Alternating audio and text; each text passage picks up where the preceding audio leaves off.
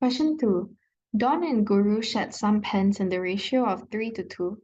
If Don gave away 20 pens from his share to Guru, they would have an equal number of pens. So how many pens did Don have at first? So let's write out our ratios. We know that at first, the ratio of Don to Guru was 3 to 2. And we know that in the end, the ratio of Don to Guru would be 1 to 1 because they had an equal number of pens.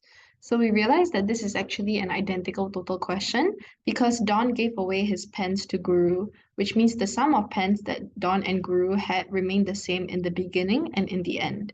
So let's add one more column and we'll name it D plus G. So we know that their total is the same. So for the blue ratio, D plus G will give us 3 plus 2, and that gives us 5. And for the red ratio, 1 plus 1 gives us 2. So since these two variables are identical, we need to make their number of units the same. So between 5 and 2, their common multiple is 10. So how do we get 10 from 5? We multiply it by 2. So we have to multiply the blue ratio by 2 as well. 3 times 2 gives us 6, and 2 times 2 gives us 4. And how do we get 10 from 2? We multiply it by 5.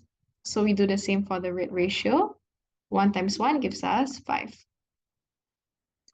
Okay, and then we know that Don gave away 20 pens, which means the number of units Don lost represents 20.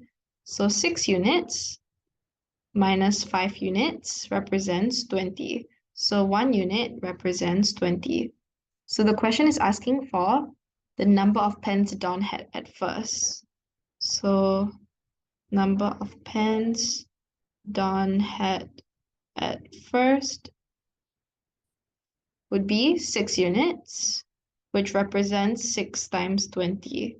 And this gives us 120, which is your final answer.